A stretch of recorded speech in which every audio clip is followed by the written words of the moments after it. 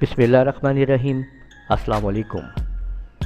आपको खुशामदीद कहते हैं अपने चैनल लूनर कंप्यूटर कॉलेज में, जहां पे आप लोग GW बेसिक सीरीज़ के अंदर प्रोग्रामिंग सीख रहे हैं। कैसे इसमें हम प्रोग्रामिंग करते हैं, अगर आप लोग ये वीडियोस तफसील के साथ देखते जाते हैं तो आप इंशाल्लाह एक अच्छे प्रोग्रामर बन सकते हैं।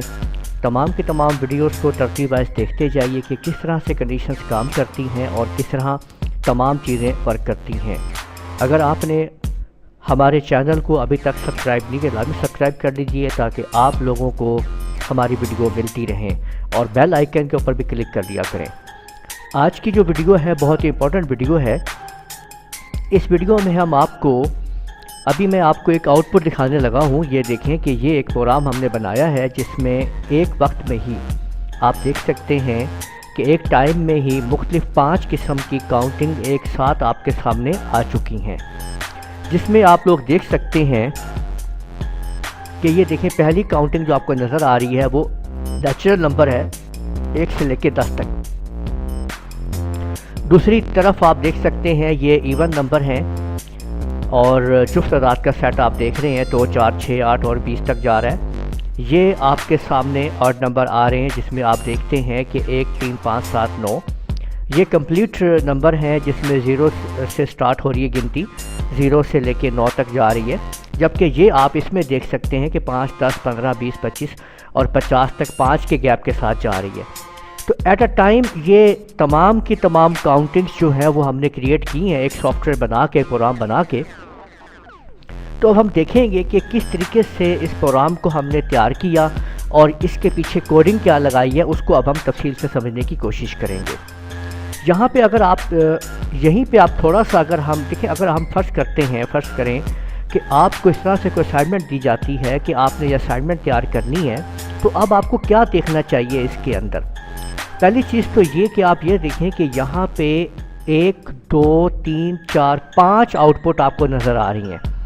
इसका ये मतलब हुआ कि हमने यहाँ पे 5 वेरिएबल असाइन किए हुए हैं, यानी 5 वेरिएबल जो हैं वो एट अ टाइम यहाँ पे काम कर रहे हैं। फ़र्ज़ करते हैं कि ये जो पहला वेरिएबल है ये A है, ये जो दूसरा वेरिएबल है इसको हम B असाइन कर लेते हैं, ठीक है,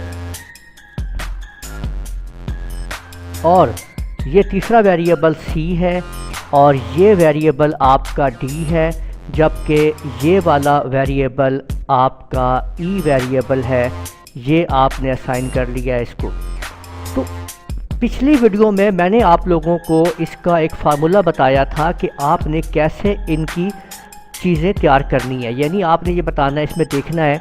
अगर हम इसको यहाँ पे देखते हैं पहले को, तो मज़ीद आप इस चीज़ को फिर आप अगर समझते हैं इस चीज़ के अंदर, तो अगर हम इसको इस्तेमाल करते हैं यहाँ, और अगर हम यहाँ पे ये देख रहे हैं कि ये देखें कि ये अगर हम इसकी पहली वैल्यू लेते हैं 1 और 2, तो इसके अंदर जो डिस्टेंस है वो 1 का है। तो पहली वैल्यू माइनस डिस्टेंस जो हमारे पास आंसर आता है वो होगा किस चीज़ के लिए, वो होगा यानी let A is equal to, अब हम ये ले लेंगे, यानी A जो है वो बराबर होगा उस वैल्यू के, यानी A जो है वो 0 हो जाएगा और जो डिस्टेंस है इसके अंदर वो उसमें जमा हो जाएगा, यानी A is equal to A plus distance हो जाएगा।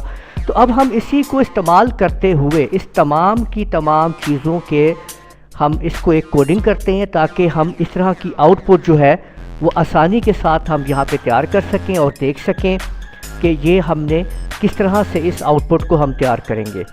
तो देखें,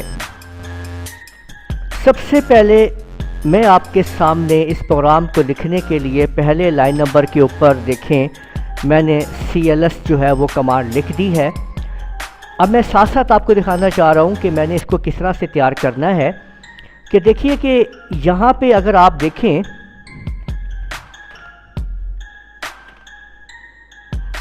तो यहाँ आपको देखिए ये मिल रहा है कि ये पहली हमने जो अमाउंट है वो तैयार करनी है नंबर, वो है नेचुरल नंबर। अब मैं लाइन नंबर 20 के ऊपर वेरिएबल इंसान का शुरू करता हूँ। मैंने कहा कि let A is equal to 0 मैंने कर दिया है।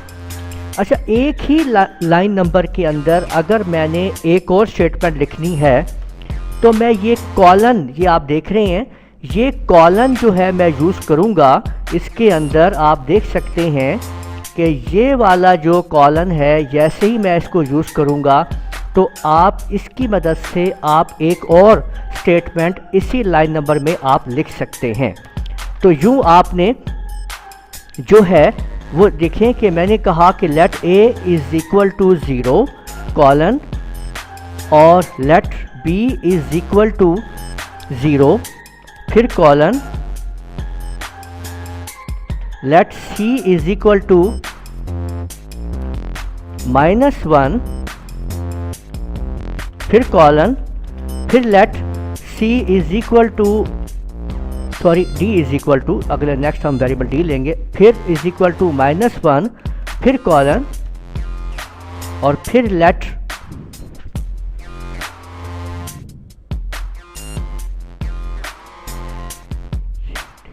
ठीक है, d इज इक्वल टू हम -1 कर चुके हैं और कॉलन, और फिर हम कह रहे हैं कि e इज इक्वल टू 0 जी। ये देखें हमने यहाँ पे जो लिए हैं इनके वेरिएबल्स, वो आप देख सकते हैं कि ये हमने किस तरह लिए हैं। ऊपर वाली वैल्यू को हमने देखा, इस पे हमें पहले 1 चाहिए, दूसरे पे पहले 2 चाहिए, फिर आगे 1, फिर 0, फिर 5। ये जो पहली वैल्यू मैंने ली है let a is equal to 0, ये मैंने इस फर्स्ट के लिए लिया है। ये b जो है मैंने सेकंड के लिए, c जो है थर्ड के लिए, और d इस सेकंड लास्ट के लिए और e लास्ट के लिए। अब जब मैं आपको इसकी अगली वैल्यू कैलकुलेट करके बताऊंगा तो आपके सामने तमाम रिज़ल्ट आपको सामने नज़र आना शुरू हो जाएगा। देखिए अब हम कहते हैं कि let a is equal to a plus 1, यानी कि a को हम a के अंदर हम एक जमा कर रहे हैं, colon, let b is equal to b plus 2 और b में हम 2 जमा कर रहे हैं, फिर हम let c is equal to c plus 2 और हम c में भी 2 जमा कर रहे हैं, जबकि let d is equal to d plus 1 और हम d में 1 जमा कर रहे हैं, जबकि हम let e is equal to e plus 5 हम कर रहे हैं, e में 5 जमा कर रहे हैं। ज़रा इनको अब हम समझ लेते हैं। मैंने तफसील के साथ आपको इसकी पिछली वीडियो में, इससे पहली वाली वीडियो में तफसील के साथ आपको बता दिया है कि ये कैलकुलेशन किस तरह से होती है। आज हम उन्हीं कैलकुलेशन को इस्तेमाल करते हुए जस्ट एक ही प्रोग्राम के अंदर एट अ टाइम 5 काउंटिंग्स को बनाना सीख रहे हैं। इसमें हम एक तो ये सीख रहे हैं कि किस तरीके से एक ही लाइन नंबर के अंदर ज़्यादा स्टेटमेंट हम कॉलन की मदद से कैसे इस्तेमाल करते हैं। तो अभी हमने ये कैलकुलेशन कर ली है। अब लाइन नंबर 40 पे हम प्रिंट स्टेटमेंट जो है वो लिखेंगे यहाँ पे। अब एक ही वक्त में तमाम प्रोग्राम को प्रिंट करने के लिए आपने करना ये है कि पहले आपने a कॉमा लगा देना है, फिर b comma c comma d और कॉमा e। तो एट अ टाइम आप देख सकते हैं कि हमने एक ही वक्त के अंदर a b c d को प्रिंट कर लिया है कॉमे की मदद से। प्रिंट के साथ अगर हम कॉमा लगाते हैं तो वो कॉलम के अंदर उसको तकसीम कर देता है, और एट अ टाइम हम एक स्क्रीन के अंदर बेसिक लैंग्वेज के अंदर हम 5 हिस्सों में तकसीम कर सकते हैं अपनी प्रिंटिंग को। तो अब हमने यहाँ पे 5 जो है वो वेरिएबल्स को प्रिंट करवा दिया है, ठीक है। अगर मैं आपको यहीं पे इसको रन करके दिखाता हूँ, ठीक है, यहाँ पे हमने लेट ये 2 दफ़ा लिख दिया। और एक और यहाँ पे आपको इससे हमें पता लगी बात कि ये जो हमारा प्रोग्राम है ये एग्जीक्यूट होने के बाद उस लाइन को, हर लाइन को चेक करता है, और अगर किसी लाइन पे कोई गलती होती है तो वो हमें दिखा देता है। यानी कंपाइल उस तरह नहीं करता है जैसे सी लैंग्वेज है या दूसरे प्रोग्राम है जो कि जब तक उनके हम एरर फ्री नहीं करते वो एग्जीक्यूट नहीं होते। ये हमारा प्रोग्राम एग्जीक्यूट हो जाता है, लेकिन जिस लाइन के ऊपर एरर होता है वो हमें फ़ौरन शो कर देता है। मैंने एरर को दूर करके जब मैं इसको आउटपुट आपको दिखाता हूँ तो आप देख सकते हैं कि पहली लाइन में 1 आ गया है, तो उसमें 2 1 0 5। तो अब मुझे इस प्रोग्राम को कंटिन्यू करना है, 10 तक गिनती लेके जानी है इन तमाम की तमाम चीज़ों को। अब मैं लाइन नंबर 50 के ऊपर ये कह रहा हूँ यहाँ पे कि कंप्यूटर